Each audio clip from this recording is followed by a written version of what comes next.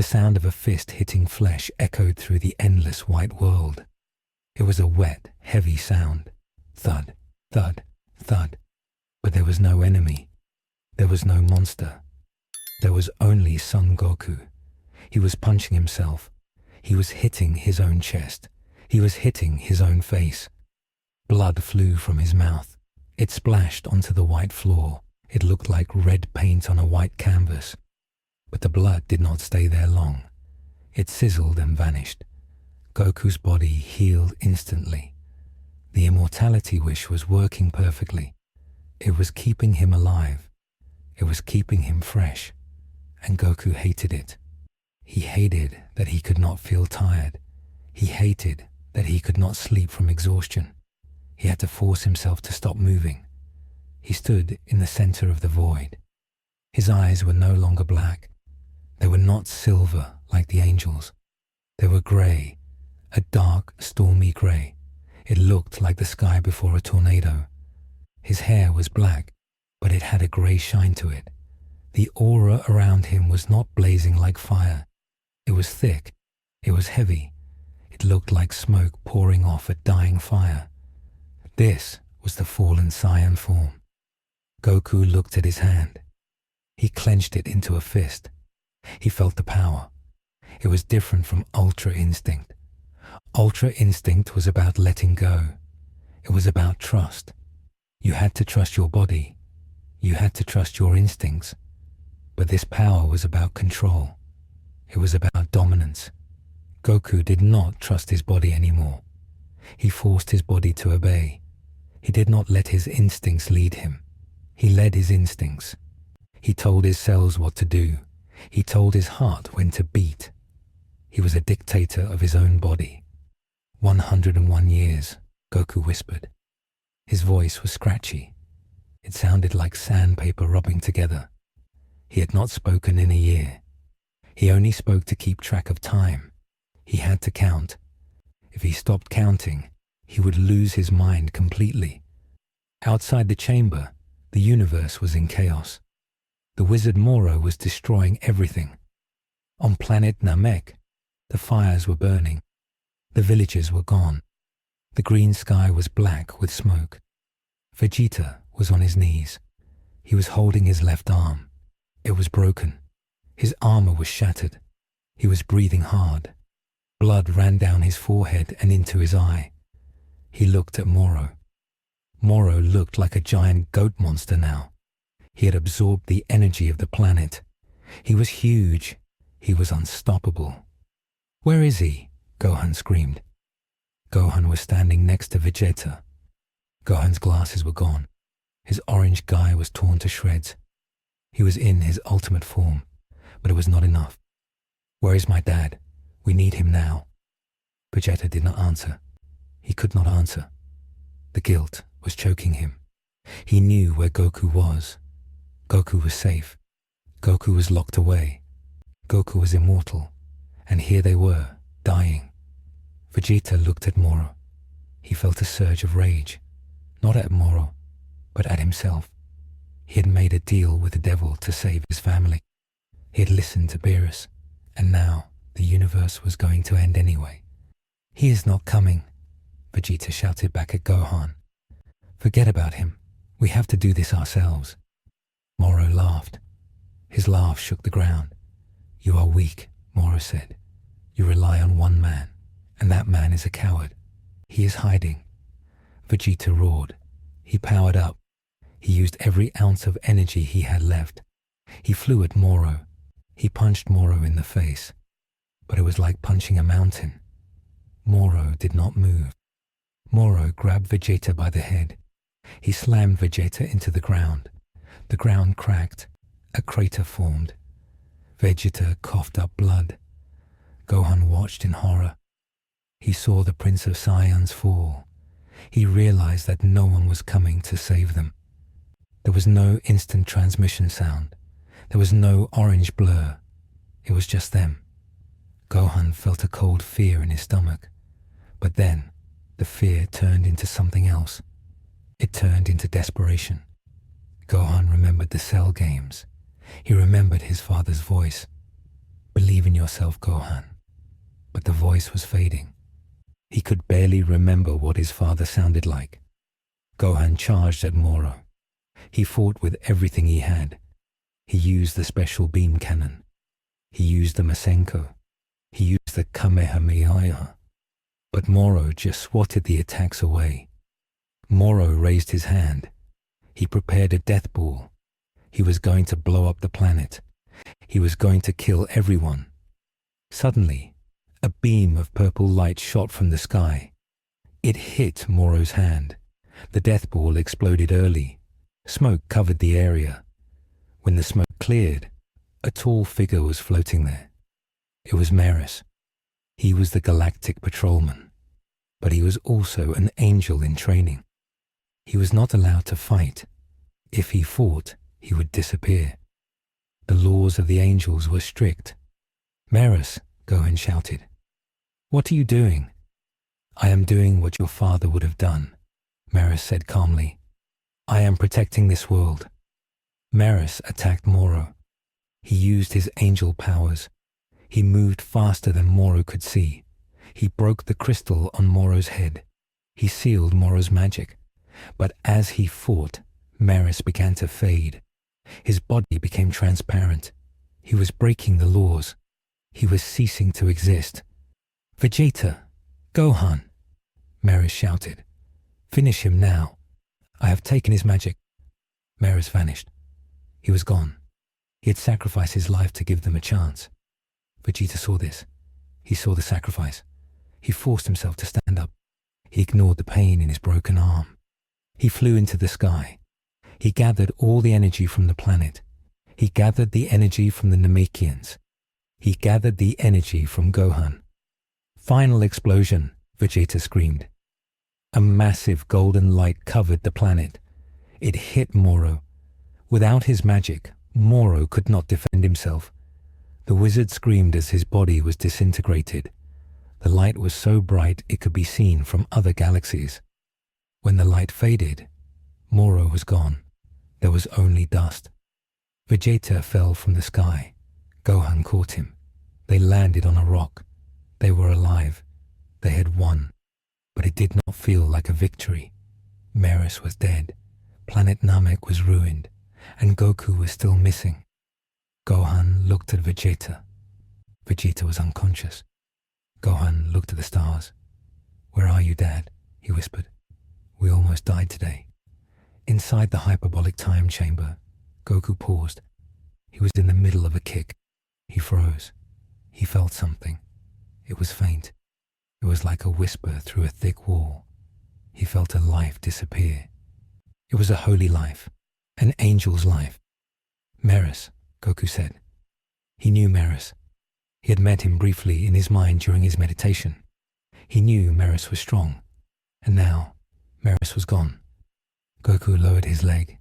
He stood straight. "Another one gone," Goku said. His face had no emotion. He did not cry.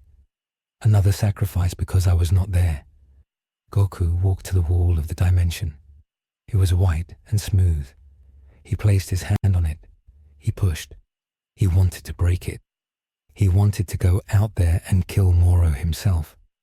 But the wall held firm. It was a dimension sealed by the power of the Creator. It was not meant to be broken by brute force. "You think you can keep me here?" Goku said to the wall.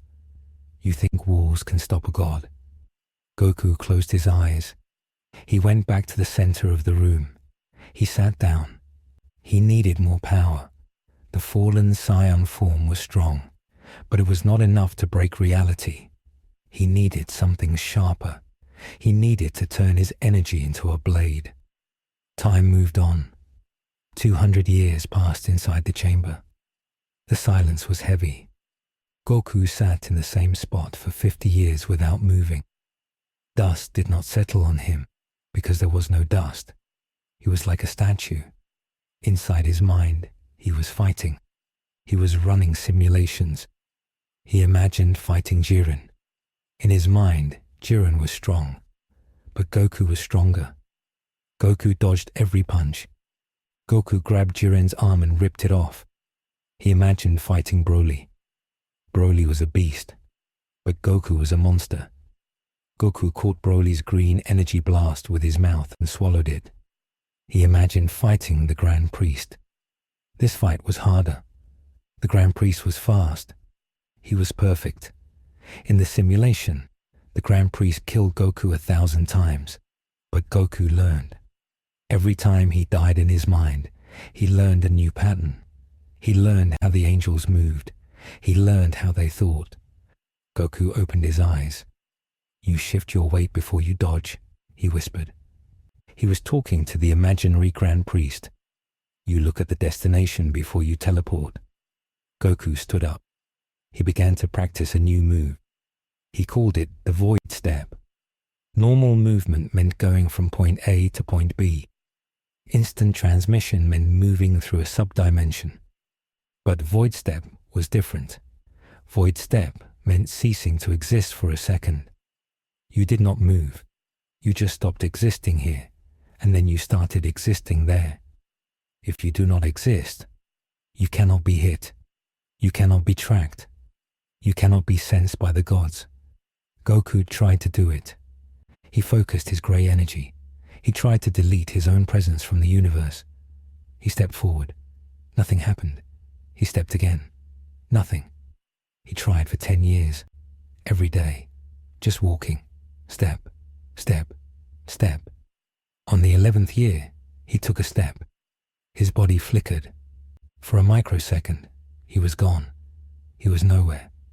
Then he appeared a few feet away. Goku smiled. It was a small, cold smile. "Got you." 300 years passed. Goku's memory began to fade. The human mind is not meant to last this long. Even a Saiyan mind has limits. He began to forget things that were not important to his survival. He forgot the taste of ramen. He forgot the sound of the ocean. He forgot the name of his flying Nimbus.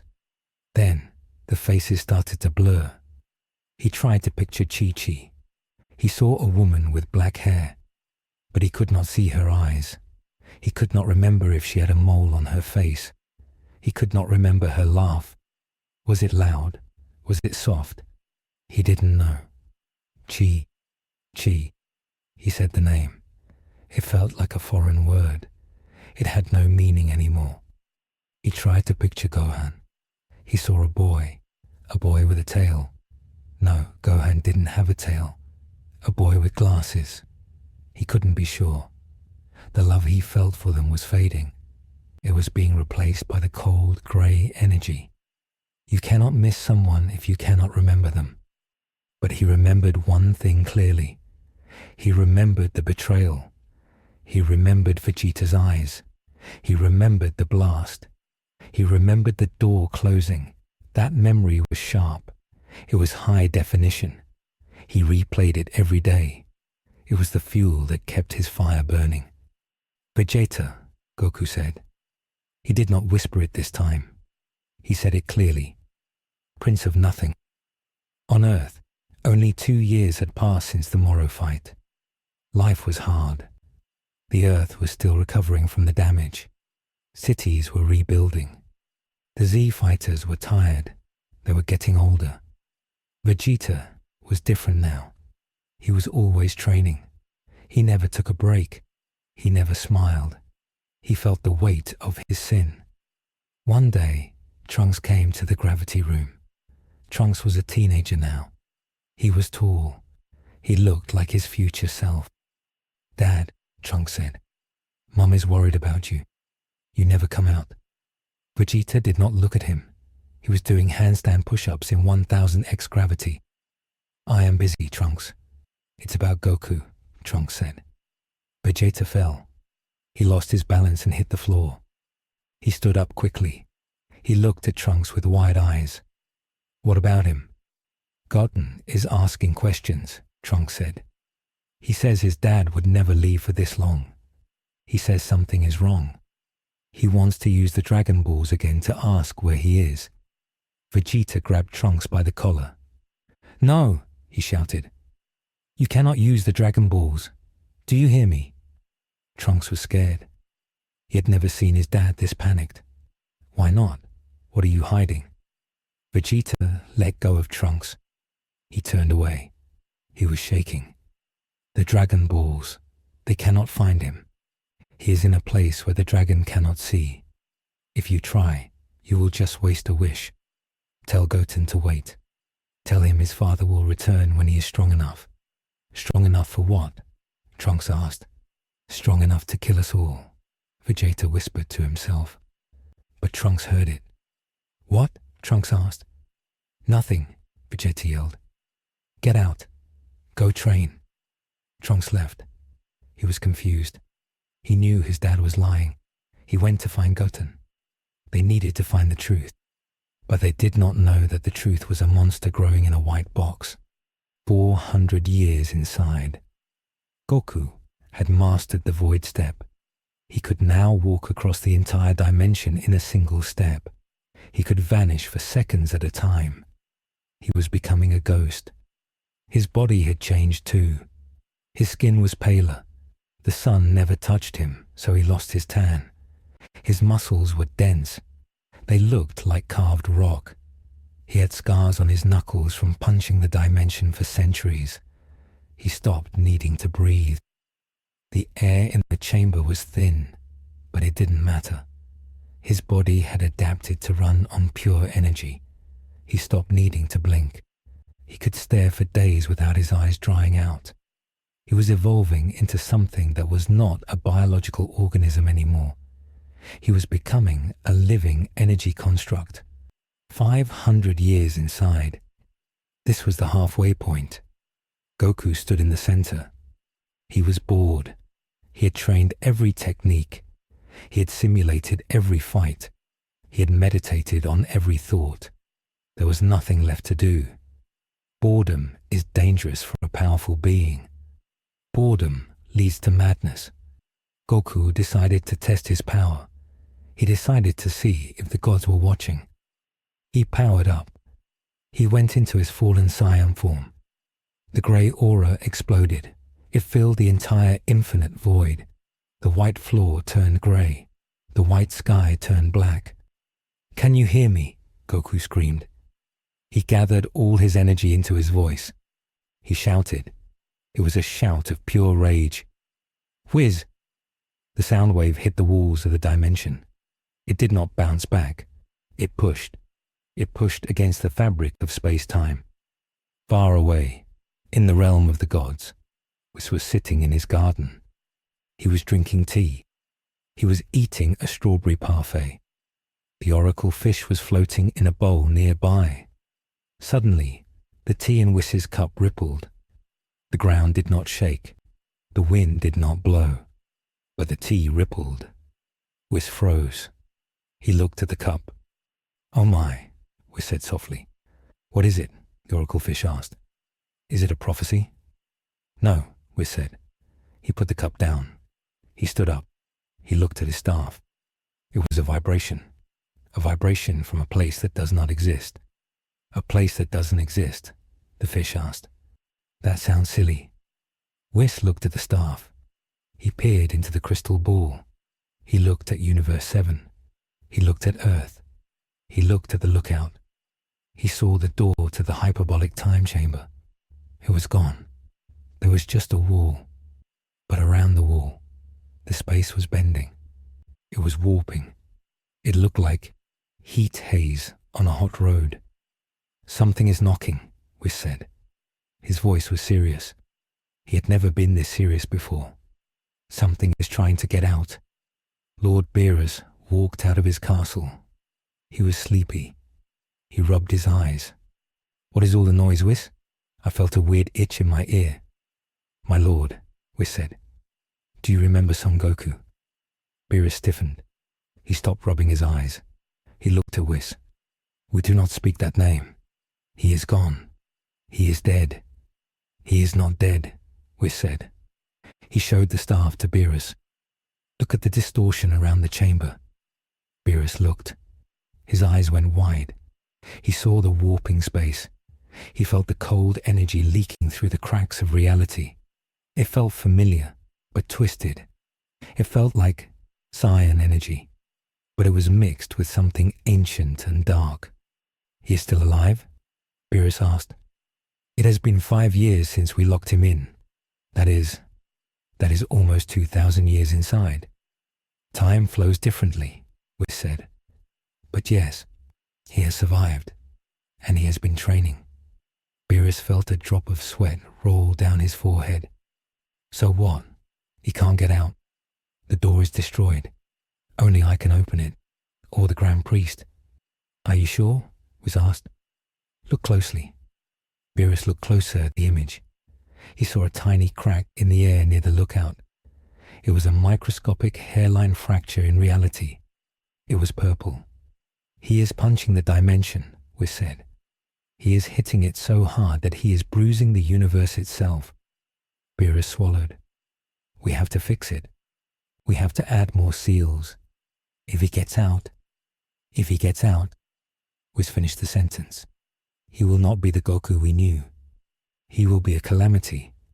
"Should we tell the Grand Priest?" Beerus asked. He sounded like a scared child. "No," Wiz said.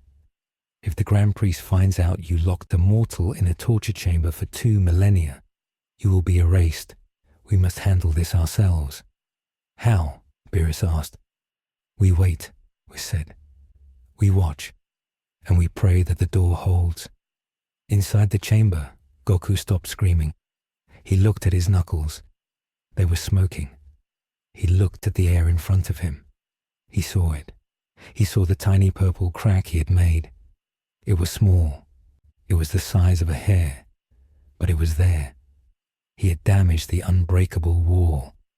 Goku smiled. It was a terrifying smile. His teeth looked too white in the grey light. "I heard you," Goku whispered.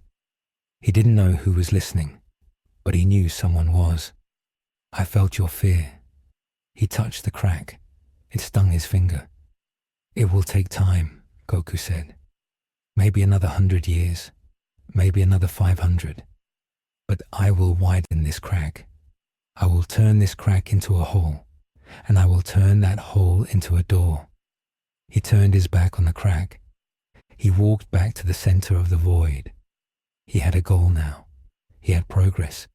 He needed to refine his power. He needed to make his Kai denser. He needed to make it heavy enough to shatter the glass of the universe. He sat down. He began to gather energy.